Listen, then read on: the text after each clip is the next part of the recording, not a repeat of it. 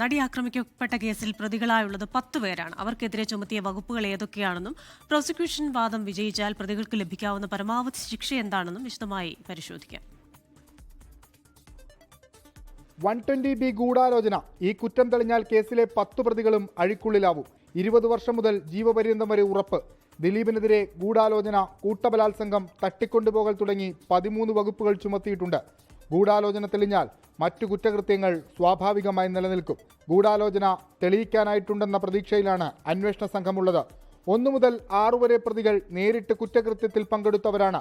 Pulsar Suni, Martin Antony, B Manikandan, VP Vijesh, Saleem, Pradeep എന്നിവരാണ് ആദ്യ കുറ്റപത്രത്തിലെ പ്രതികൾ.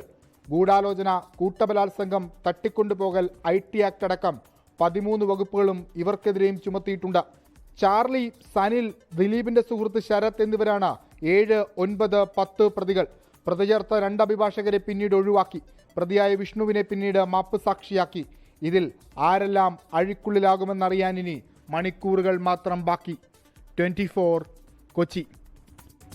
ലോകത്തെവിടെയായാലും ഏത് സമയത്തും 24 വാർത്തകളും ഓഗ്മെന്റഡ് റിയാലിറ്റി പാക്കേജുകളും എക്സ്പ്ലെയിനറുകളും വിശദമായി കാണാൻ ഞങ്ങളുടെ YouTube ചാനൽ നിങ്ങൾക്ക് സബ്സ്ക്രൈബ് ചെയ്യാം.